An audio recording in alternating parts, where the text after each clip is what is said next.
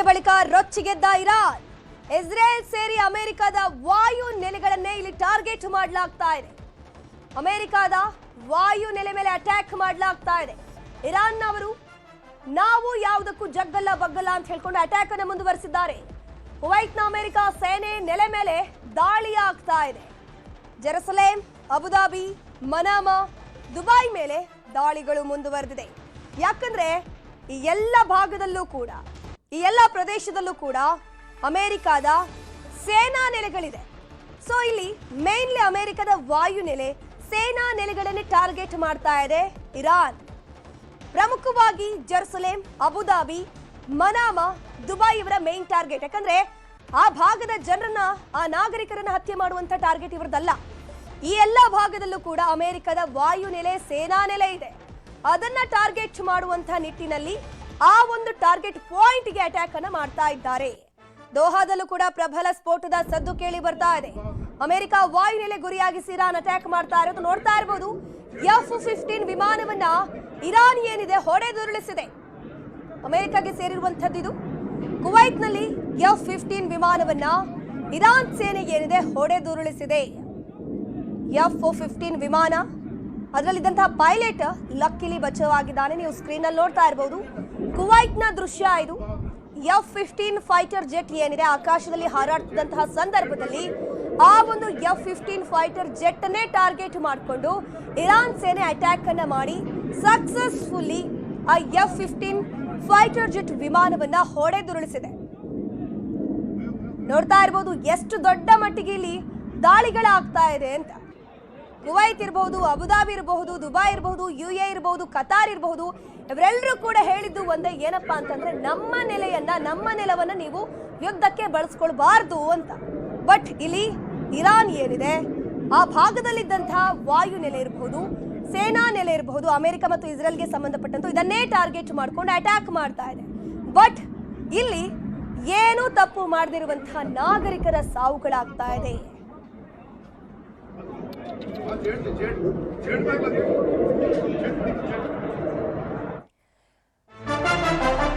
Iran ಹಾಗೂ Israel ನಡುವೆ ಭೀಕರ ಯುದ್ಧ ನಡೀತಾ ಇದೆ.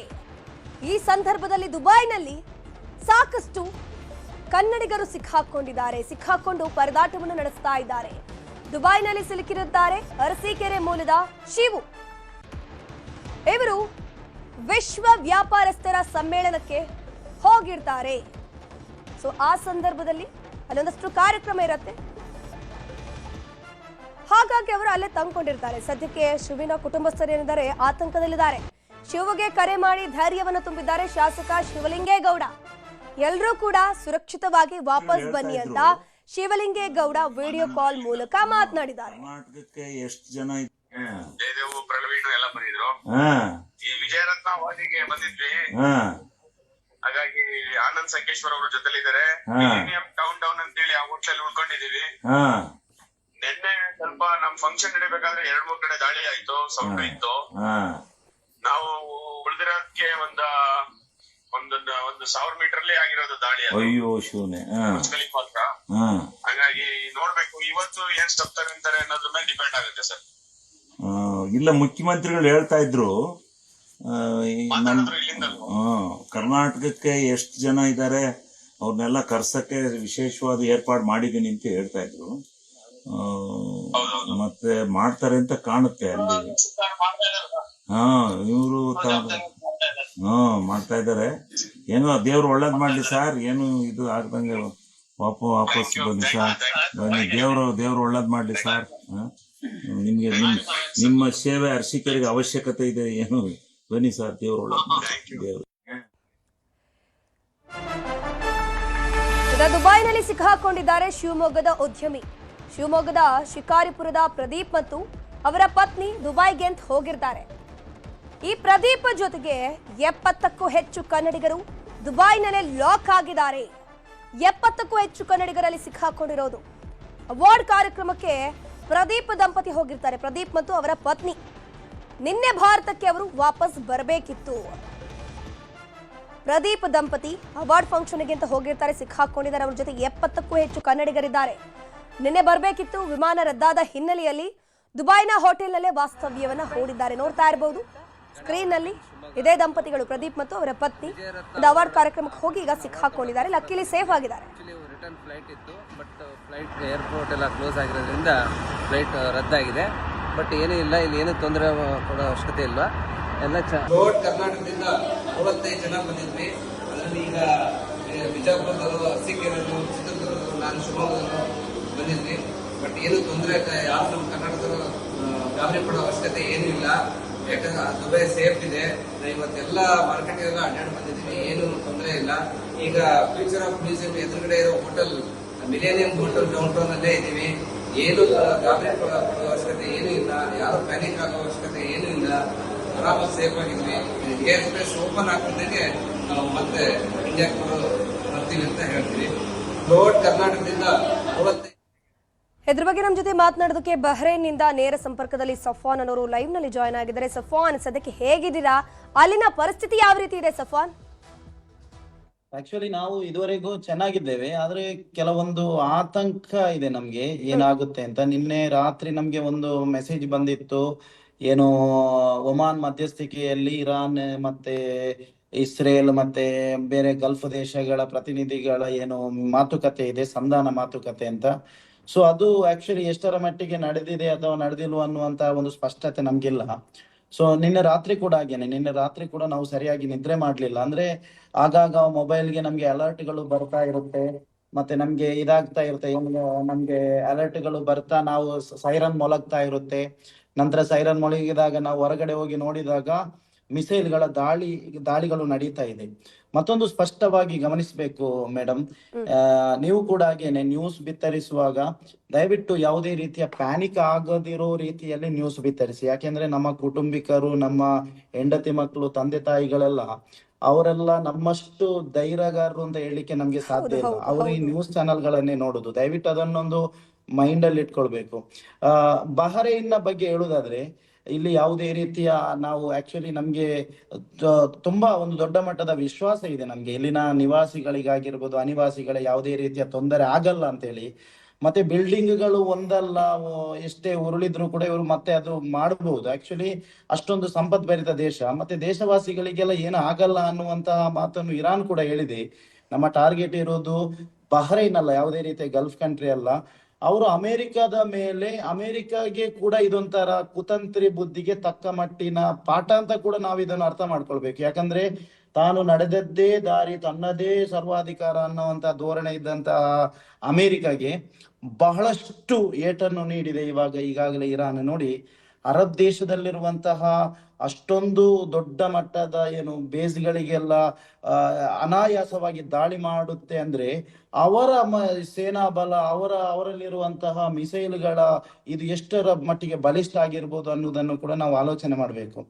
ಮತ್ತೊಂದು ವಿಷಯ, ನನ್ನ ಮಾತು ಕೇಳಿಸುತ್ತಾ? ಹೇಳಿ ಸಫಾನ್. ಮತ್ತೊಂದು ಇಂಪಾರ್ಟೆಂಟ್ ಮಾತು ಮೇಡಮ್, ಎಸ್ಪೆಷಲಿ ನಾವು ಒಂದು ನಿಮ್ಮಲ್ಲಿ ರಿಕ್ವೆಸ್ಟ್ ಮಾಡುದು ನಿಮ್ಮ ಚಾನಲ್ ಮುಖಾಂತರ. ಇವಾಗ ಬಹ್ರೈನಲ್ಲಿ ಬಂದು ತುಂಬಾ ಮಂದಿ ಇಲ್ಲಿ ಬಹ್ರೈನಲ್ಲಿ ವಿಸಿಟ್ ಬಂದಿರಬಹುದು, ಈ ದೇಶದ ಸೌಂದರ್ಯವನ್ನು ಆಸ್ವಾದಿಸಲು ಬಂದಿರಬಹುದು. ಕೆಲವೊಬ್ರು ಕನ್ನಡಿಗರಿಗೆ ತುಂಬಾನೇ ಪ್ಯಾನಿಕ್ ಆಗಿರ್ಬಹುದು, ಆತಂಕ ಆಗಿರ್ಬಹುದು. ಸೊ ಅವರಿಗೆಲ್ಲ ಡೆಫಿನೆಟ್ಲಿ ನಾನು ಈ ನ್ಯೂಸ್ ಮುಖಾಂತರ ಹೇಳುದು, ಯಾವುದೇ ರೀತಿಯ ಆತಂಕಕ್ಕೆ ಒಳಪಡಬೇಕಂತ ಅವಶ್ಯಕತೆ ಇಲ್ಲ. ಯಾಕೆಂದ್ರೆ ಇನ್ನೊಂದು ಕೆಲವು ದಿನಗಳಲ್ಲಿ ಎಲ್ಲ ಪರಿಸ್ಥಿತಿ ಸಹಜವಾಗುವಂತಹ ಒಂದು ವಿಶ್ವಾಸ ಇದೆ. ಸೊ ದಯವಿಟ್ಟು ಗಾಬರಿ ಆಗ್ಬೇಡಿ. ನಮ್ಮ ಮನೆಯವರ ಹತ್ರ ಕೂಡ ನಾವು ಹೇಳೋದು, ಬಹ್ರೈನಲ್ಲಿ ಎಷ್ಟು ಮಂದಿ ಕನ್ನಡಿಗರು ದುಡಿತಾ ಇದ್ದಾರೆ, ಇಂಡಿಯನ್ಸ್ ಇದ್ದಾರೆ, ಸ್ವಲ್ಪನೂ ಕೂಡ ಆತಂಕಕ್ಕೆ ಒಳಗಾಗಬೇಡಿ. ಎಸ್, ಹೌದು, ಆಗ್ತಾ ಇದೆ, ನಮ್ಮ ಸುತ್ತಮುತ್ತಲೇ ಮಿಸೈಲ್ಗಳು ಬೀಳ್ತಾ ಇದೆ, ಕಟ್ಟಡಗಳು ಏನು ಹಾನಿ ಆಗ್ತಾ ಇದೆ, ಮತ್ತೆ ಬೇಸ್ಗಳು ಸುಟ್ಟು ಕರಕಲಾಗ್ತಾ ಇದೆ. ಆದ್ರೂ ಕೂಡ ನೀವು ವರಿ ಮಾಡಬೇಡಿ ದಯವಿಟ್ಟು. ಮತ್ತೊಂದು ವಿಶೇಷ ಕಾಳಜಿ ಮೇಡಮ್, ದಯವಿಟ್ಟು ನೀವುಗಳು ದುಬೈನಲ್ಲಿರುವಂತಹ ಬೇರೆ ಕಂಟ್ರಿಯಲ್ಲಿರುವಂತಹ ಸೆಲೆಬ್ರಿಟಿಗಳನ್ನೆಲ್ಲ ನೋಡ್ಬೇಡಿ, ಬಿಸ್ನೆಸ್ ಮ್ಯಾನ್ ಗಳನ್ನೆಲ್ಲ. ಜನಸಾಮಾನ್ಯರ ಬಗ್ಗೆ ನೀವು ಸ್ವಲ್ಪ ಜಾಸ್ತಿ ಕಾಳಜಿ ವಹಿಸಿ. ಯಾಕೆಂದ್ರೆ ಅವರೆಲ್ಲ ಏನು ಬಂಕರ್ಗಳಲ್ಲೋ ಐಷಾರಾಮಿ ಹೋಟೆಲ್ಗಳಲ್ಲೋ ತಂಗಿ ಅವರ ಹತ್ರ ಮಾತುಕತೆ ನಡೆಸುವಂತ ಅವರದ್ದೇ ಸ್ಟ್ಯಾಂಡರ್ಡ್ ನ ಜನಗಳು ಇರಬಹುದು. ಮತ್ತೆ ಈ ಬಡಪಾಯಿ ಜನರು ಇರ್ತಾರಲ್ಲ, ಅವರ ಜೊತೆ ಎಲ್ಲ ನೀವು ನಿಲ್ಬೇಕು ಜಾಸ್ತಿ. ಅಟ್ಯಾಕ್ ಆಗುವಂತ ಭಾಗದಲ್ಲೇ ಇದೀರಾ ಅಂದ್ರೆ ನಿಮ್ಮ ಅಕ್ಕಪಕ್ಕದಲ್ಲಿ ಈಗಲೂ ಕೂಡ ಅಟ್ಯಾಕ್ ಆಗ್ತಿದ್ಯಾ? ಮತ್ತೆ ಡೇ 1 ಅಟ್ಯಾಕ್ ಆಗಿರುವ ಡೇ 1 ಇಂದ ನೀವು ಒಂದೇ ಪ್ಲೇಸ್ ಅಲ್ಲಿ ಇದ್ದೀರಾ ಅಥವಾ ಪ್ಲೇಸ್ ಏನಾದ್ರು ಚೇಂಜ್ ಮಾಡಿದ್ರೆ ಸೇಫ್ಟಿಗೋಸ್ಕರ? ಇಲ್ಲ, ಆಕ್ಚುಲಿ ಮೇಡಮ್ ಇದು ಸಣ್ಣ ದೇಶ ಮೇಡಮ್, ಒಂದು ಮಂಗಳೂರು ಅಷ್ಟೇ ಇರುವುದು. ದಕ್ಷಿಣ ಕನ್ನಡ ಜಿಲ್ಲೆಯಷ್ಟು ವಿಸ್ತೀರ್ಣ ಇರುವಂತಹ ಒಂದು ಪ್ರದೇಶ. ನಾನಿವ ಎಲ್ಲಿಂದ ಎಲ್ಲಿ ಹೋಗಿ ಬೇಕಾದ್ರೂ ಒಂದು 30 ನಿಮಿಷದಲ್ಲಿ ಟ್ರಾವೆಲ್ ಮಾಡ್ಬೋದು. ಜಸ್ಟ್ ಇಮ್ಯಾಜಿನ್ ಮಾಡಿ, ಇಷ್ಟು ಸಣ್ಣ ದೇಶ ಆಗಿರ್ಬೋದು ಅಂತ. ಎಲ್ಲಿಗೆ ಹೋಗ್ಲಿಕ್ಕೆ ಸಾಧ್ಯ ಇಲ್ಲ, ಸಮುದ್ರಕ್ಕೆ ಹೋಗಿ ಆರ್ಬೇಕಷ್ಟೇ ಏನಾದ್ರೂ ಆದ್ರೆ.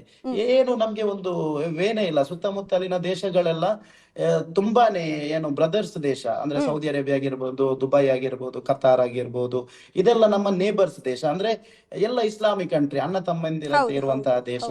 ಸೊ ಮತ್ತೆ ಮತ್ತೊಂದು ಇಂಪಾರ್ಟೆಂಟ್ ವಿಷಯ ಏನಂದ್ರೆ, ನಮ್ಗೆ ನಮ್ಮ ಮೈಂಡ್ ಅಲ್ಲಿ ವೆರಿ ಸ್ಪಷ್ಟತೆ ಇದೆ. ಏನಂದ್ರೆ ಇವರು ದಾಳಿ ನಡೆಸ್ತಾ ಇರೋದು, ಇರಾನಿಗಳು ದಾಳಿ ನಡೆಸ್ತಾ ಇರೋದು ಇಲ್ಲಿನ ನಿವಾಸಿಗಳ ಮೇಲೆ ಅಲ್ವೇ ಅಲ್ಲ.